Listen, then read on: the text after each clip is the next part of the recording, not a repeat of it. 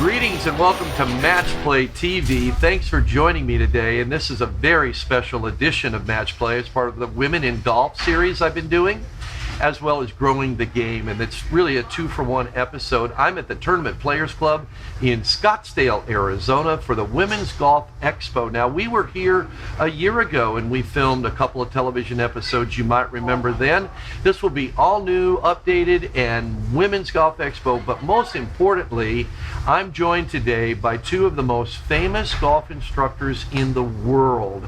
They are from Vision54, and I want to thank Lynn Marriott and Pia Nilsson for joining me today. Now, I've known about you ladies and Vision54 for a long time, and your academy is right here at Talking Stick Resort in the Phoenix metro area, and we're going to get right to it. But a little bit of background on Pia and Lynn. Pia and Lynn have had Vision54 for a number of years. They are award-winning authors.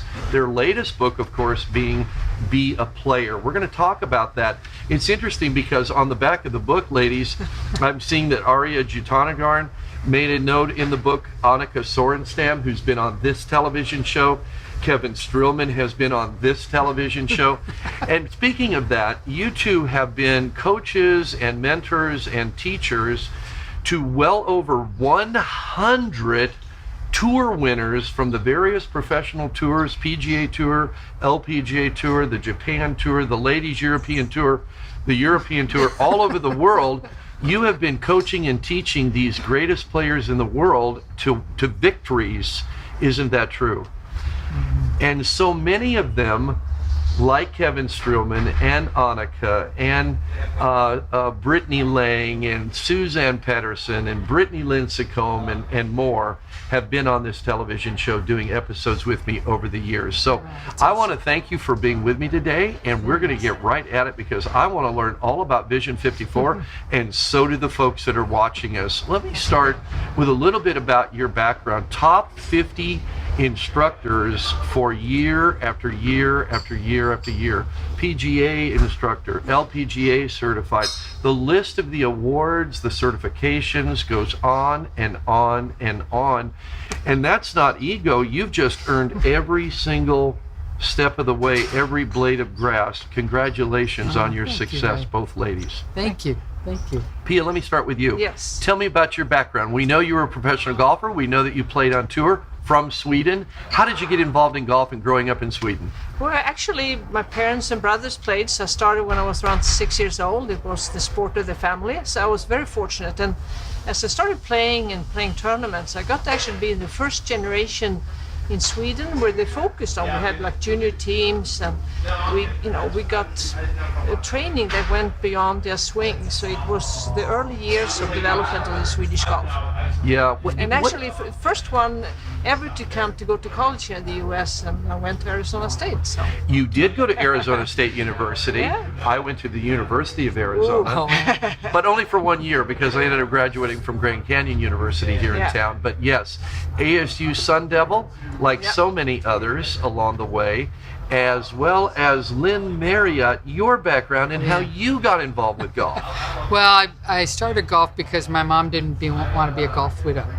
So she said, I've got to learn golf because you're the youngest and you're going to soon be out of the house, and your dad plays golf all the time. So where did you grow up? Upstate New York. So upstate New York, your dad was a big-time amateur golfer. He loved to play the game, and your mom didn't want to be a widow, so she came along with you, and you learned the game that way. Yeah, I did. Did you play golf with your dad? Yeah, I did, and I went to Penn State on a golf scholarship. Penn State on a golf scholarship. So you were a player. And Pia and I played at the same time in college. So. Okay, so you two played against each other, right? We did. Okay, very, okay, good. Yeah. So now, after that, you went on to the tour. What did you go on to do after Penn State? I was one of the first women members of the PGA of America. So I immediately got into the business end of it and knew immediately I wanted to be a teacher. I didn't want to be a director of golf or head professional. I love teaching golf. Yeah. So I've been a PGA member 36 years. Yes, and so where did you start off your career as a teacher, and how did you end up in Phoenix, Arizona? Well, I started actually working for Jack Nicklaus Club Management in Florida. Another guy that's been on this TV show. Yeah. But I moved out here in the late 80s and worked for a guy named Chuck Hogan, who was teaching up in Sedona. Okay. And then actually I was the director of instruction at Karsten ASU for Yes. about 10 years. Wow. Well, Yeah. Alan Solheim's been on this TV show. Keep going. Yeah. Great connections. No, so what happens is when I started coaching the Swedish players, and I wanted players to come to Arizona State because I went there, and then Lynn was helping the team. Okay. So we became really good colleagues and realized, you know, we have many similar thoughts about how the game could be even better in the future. So did Linda Volstead love you for helping to recruit people to come to ASU? I hope so, and I think so. She was my coach my senior year. Yes, she was. And I've always encouraged Swedes to come here. Yeah.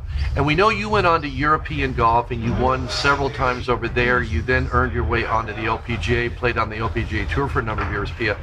Looking back on your experience playing on the tour then to what happened with the LPGA Tour and where we are today and all these great players, comment about that. Tell us your take on that big growth of the LPGA over the And it's years. been so interesting because I've been fortunate to coach now the LPGA for 30 years. I've seen the whole development, but the biggest difference is just how global the tour is. Yes. And it's so cool to see players from all continents around the world just about, and just the growth and how, you know, the improvement of the game and how much is expanded is fantastic.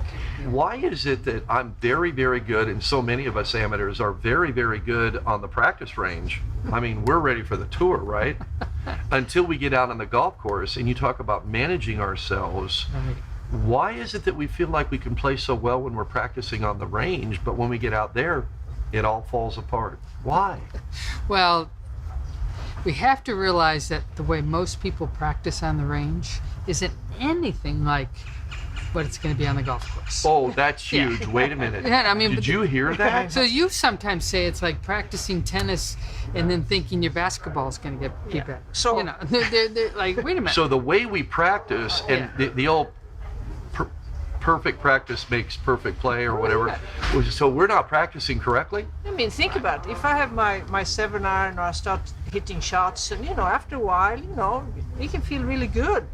But, you know, you never do that on the course. Well, no, you only You get have one try. One try. And actually you care about the outcome and you have things happening. So you need to practice more the way game is played and realize playing golf is about having only one try.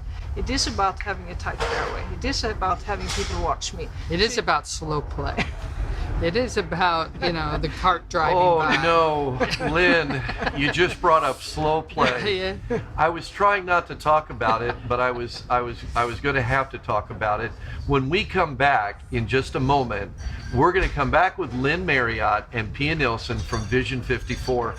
Yes, we'll talk a little bit about slow play. Then we're going to get to Vision54, and what does that mean? Stay with me. We'll be back with more match play right after these messages.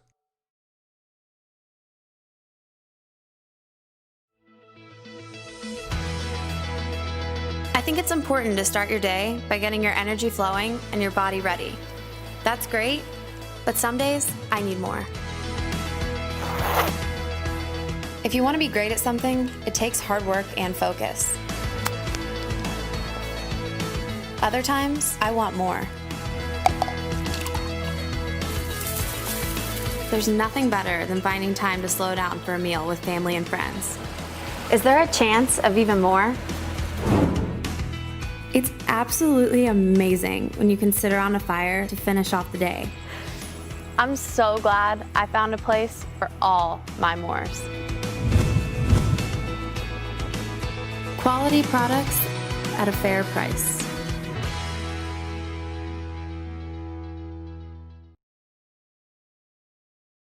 Do you like Tour Edge?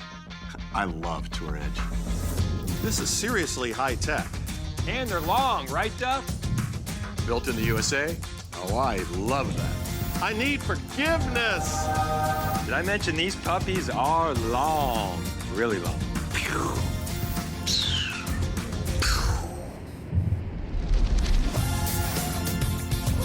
You know why I love Tour Edge? It's because I win with it. pound for pound, nothing comes close. Hi, I'm Bill. And I'm Kathleen, and we're the owners of American Vision Windows. You know, it's been 20 years since we started American Vision Windows. And we're still revolutionizing the home improvement industry, one customer at a time. In celebration of 20 years, American Vision Windows is partnering with Simonton Windows to create our very own exclusive window. And now we're introducing the Inspiration Collection, so see the difference that new windows can make in your home. No payments, no interest up to 12 months, or payments as low as $99. AmericanVisionWindows.com. And now back to Match Play with your host, Ray Adams. Welcome back to Match Play. I'm joined again by Pia Nilsson and Lynn Marriott from Vision54. We're going to continue our conversation. And Lynn, when we went out to break, you talked about slow play. Yeah. Let's drill down a little deeper in slow play. Slow play really affects everybody. Yes. And we noticed that overseas, the European Tour is now beginning to really clamp down on that. Yeah. What about the tours here, and what about the golf courses here and amateur play? And how does it affect us when we run up against slow play? Yeah. Let me start with you, Pia. Yeah. For me, it's such a big issue, and we need to deal with it. And we think I don't know any golfer who wants to be slow. They just have never got any training and help with how to manage their routines and what to do in the course. So we think the future teachers of the game, coaches of the game, we're the ones that need to help with this. Yeah. Because we take golfers on the course all the time. Yeah. And we always stay aware of how can you help, when you do your preparation hitting a shot, that it doesn't take more than 20, 30 seconds. So if you make 4 practice swings, how can you learn to accomplish that in 1? Yeah. So we think it's about actually getting help and coach players and get help. How can I prepare without it taking forever? Because it's going to help you to play better. Because golf is also about energy management. And if it takes forever, every routine, many are going to tank after 12 holes. Yeah. So we want to simplify players' routines so they actually can play better. Yeah. Very important. Lynn, I've always thought for a long time, and I look at my own play and my friends' play and folks around the country, but I've always thought that we spend too much time in our pre-shot routines trying to copy the PGA Tour pros and the LPGA Tour pros and the European stars. We want to be like them, so we pick one that we like, and we go through those gyrations and those motions sometimes over and over again. I mean, I've even seen golfers in Arizona where we don't even hardly have trees, go find 50 yards over there off the tee box, the lone leaf laying on the ground and holding it in the air to see which way the air is blowing. I mean, I really have. It's crazy. So are we trying to copy the pros too much? And what do we do from playing from the right tee boxes to having the right one swing, get ready and hit the ball? What do we do? Well, first of all, you need to train to it. And like Pia already said, we go out on the golf course with all the people who come to us at Vision54. And I sometimes use this metaphor that people, their pre-shot routine is they tend to be overpackers. Have you ever been on a trip and you've packed too many bags? I mean, it's miserable. Yeah. I did learn. Yeah. So we want to get it down to a carry-on. I mean, just the essentials, not everything and all this contingency thinking. Yeah, and another important part there, if you want to be good at golf and make good decisions, it's not only to use your logic and getting yardage in 6 different ways, it's about trusting your instinct. Great players, you get maybe some facts, but you trust your gut. Who's a great instinct player that we can watch on TV right now, woman or man? Who are a couple of great instinct players? With Ariya Jutanugarn, very much so. Okay. When she hit that bunker shot in the U.S. Open to win the U.S. Open, she just stepped in. It was a bad lie, but she just went with her gut and feeling. And she said, if I start thinking now, I'm going to be cooked. So the more we think about it, the worse we are. Well, sometimes, but we just think many need to simplify the fact gathering and more listening. What do I trust today? One more instinct player from maybe the men's tour. Ooh, well, I think John Rahm does a pretty good job of it, Yeah, I do. Yeah. Boy, has he come on the scene quick and fast. Yeah. Great player. All right, let's get to Vision54. I really want to know about Vision54. I know the folks are wondering if they don't already know. What is Vision54? Is it a number? Is it a score on a scorecard? What is Vision54, starting with Pia? Well, 54 is a number, and it is for 18 birdies. And it comes from a belief that we do have that we think it's humanly possible to shoot 54 or lower, and we do think it's going to happen. We don't know which century, but we think it's possible to shoot 54 or lower. Is 54 like the 4-minute mile? Yeah. Is it like the It is. marathon record? Yeah, is it is. it like other Olympic records and other great records in sports that we never dreamed were possible? I mean, I remember when we had the first 59, Al Geiberger, and then we went on, and from there, so many other players on multiple tours have shot 59. And in fact, Jim Furyk has shot a 58, so he's only 4 strokes away from doing the incredible 54. So you truly both believe that it is 100%. possible, and that it will happen one day, that some player in professional competition is going to shoot 18 birdies, or they'll get an eagle or a couple eagles Vision and 52, and right? pars, and they'll shoot a 54. You truly believe that? Yeah, and 100%. already today many have shot 26, 27 for 9 holes. And for me it started with because I felt there were so many having such limiting beliefs about possibilities. And I know Lynn got frustrated with all the focus on only faults and fixes on the golf swing. Why don't we look at what's possible? So of course 54 is real for us, but it doesn't mean I'm disappointed every time I don't shoot 54. It's not about that. It's just actually choosing to believe it's possible and going for it. So, but it's to believe in possibilities. So even if my handicap right now is 30 or 15, it doesn't matter. What possibilities do I have to go as low as is possible for me? So what I like about that, Pia, and Lynn, I want to ask you about it, is as an amateur player and the viewers and myself, we're not going to shoot a 54. That's never going to happen. Well, actually, you just have to stop after 54. Might be 14, 15, right? Well, Brando Chambly did tell me on the current television show running around the country that really golf started with 12 holes. So maybe 54 really is possible. So very much so. But what it means is if I'm a 12 or 15 handicapper, or if I'm a 20 or 22 handicapper, I need to put a number out there that I think may be not doable, but then I need to believe that it is doable. And it'll be my 54. It might be a 90, it might be an 84. We'll be back with more match play right after these messages. What's the difference between good and great? Good treats you like a customer. Great treats you like a friend. From saving your haircut details and clip notes to saving you time with online check-in, Great Clips makes your life easier, just like a great friend should. Great Clips, it's gonna be great. What's the difference between good and great? Good tries to get it right every time. Great actually does. With clip notes, we save your haircut details so you always get exactly the look you want. Great Clips, it's gonna be great.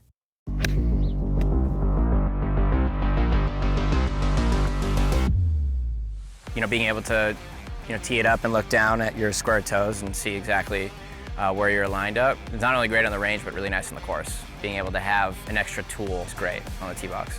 With this square-toed front, not only is it great for my alignment, but I just have a lot of room and I just feel really comfortable. Think of these shoes more as equipment as opposed to apparel.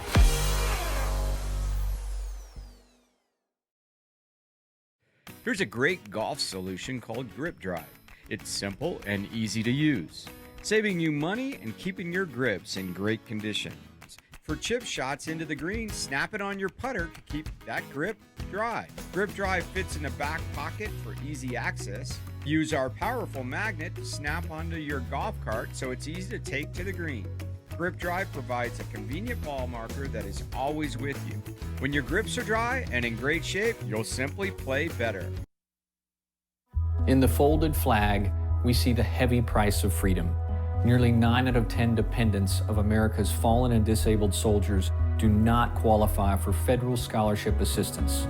The Folds of Honor closes that gap. Join us in this noble mission. Donate today at foldsofhonor.org. This is your call to duty.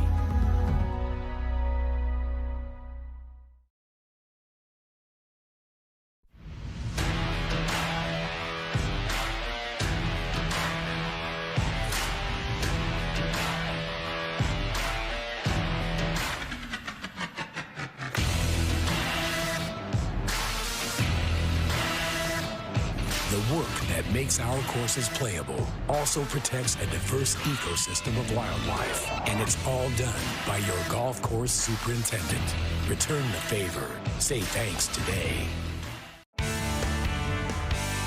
And now back to Match Play with your host, Ray Adams. Lynn, let me ask you, I understand that you have a process with Vision54. It's not just a score on a scorecard that you're going after, but there's a process. It's an attitude. It is a philosophy. It is a way of golf life to you. Right. I understand that from reading and learning more about Vision54 and the book.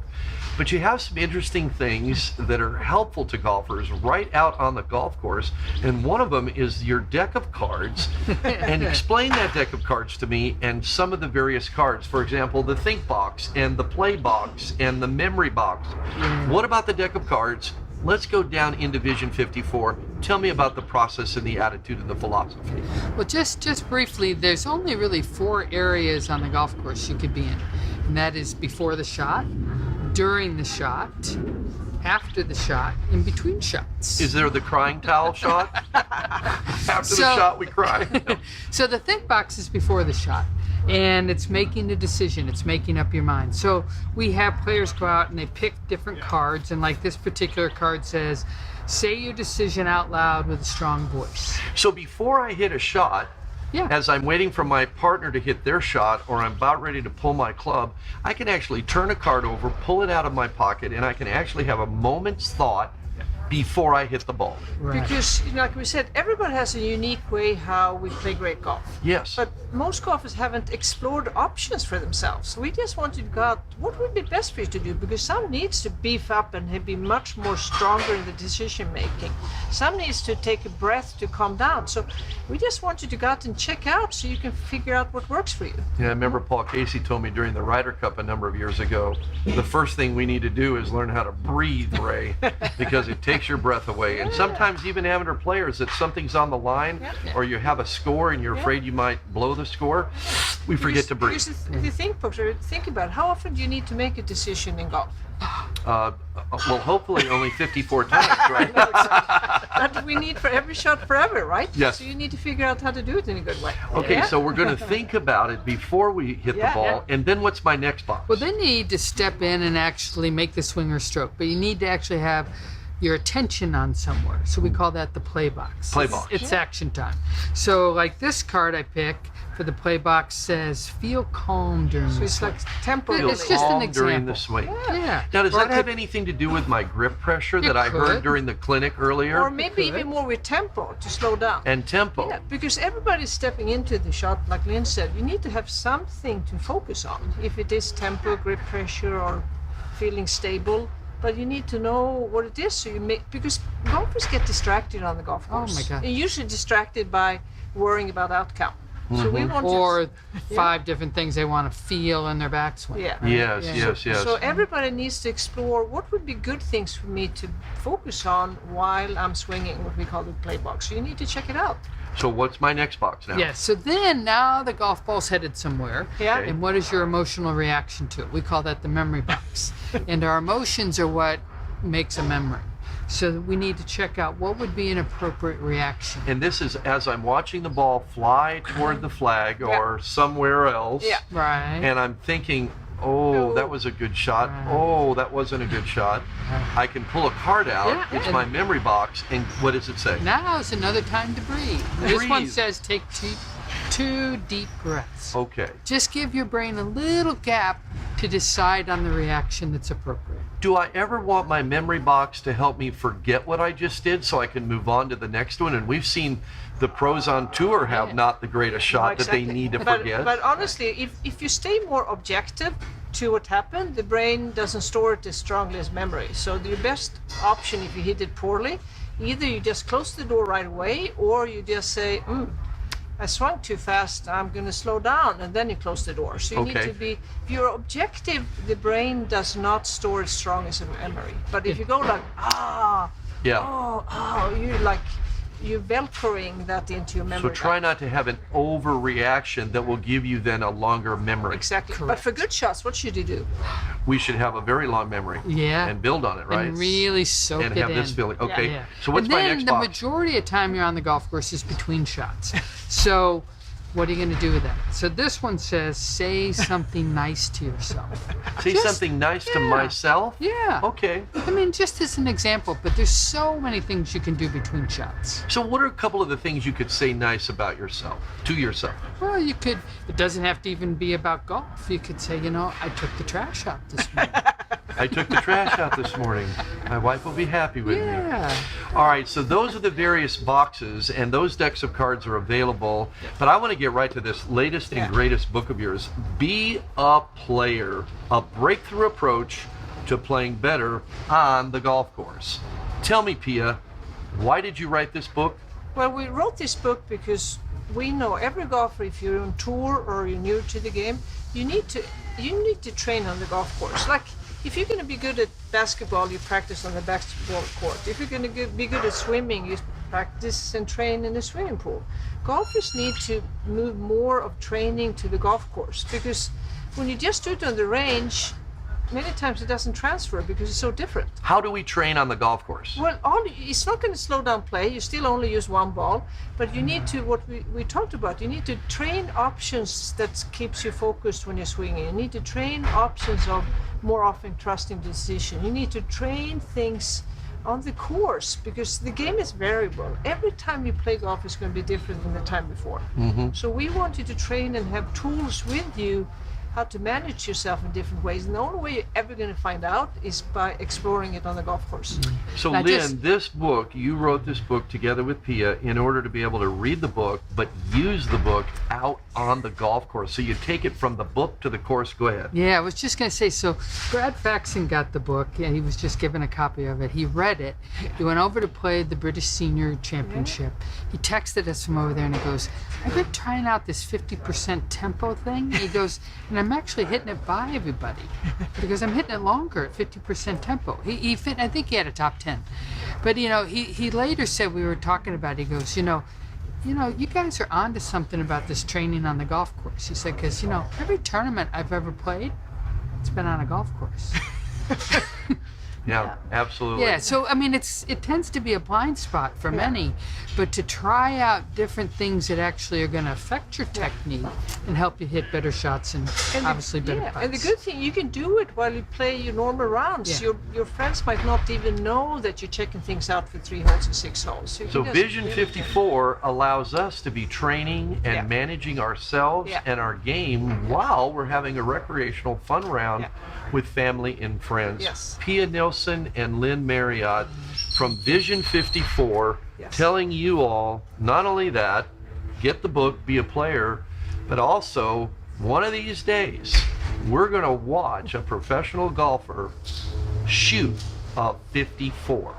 That doesn't mean that our 54 can't be an 84 or a 94. Whatever your goal is, set that bar high and believe you can do it.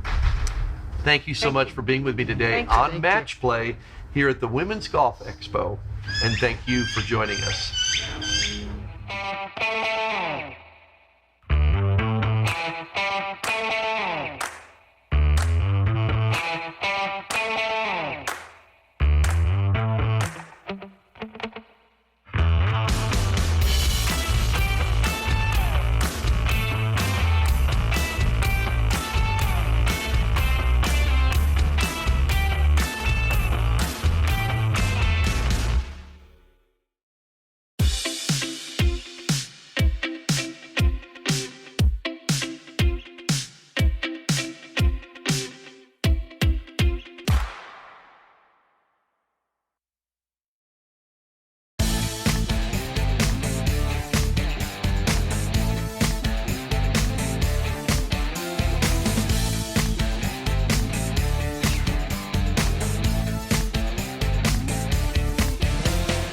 Do you like Tour Edge?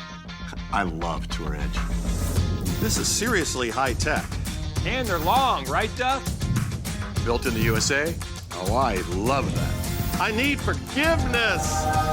Did I mention these puppies are long, really long?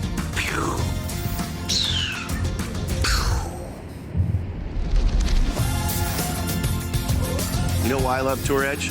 It's because I win with it. Pound for pound, nothing comes close.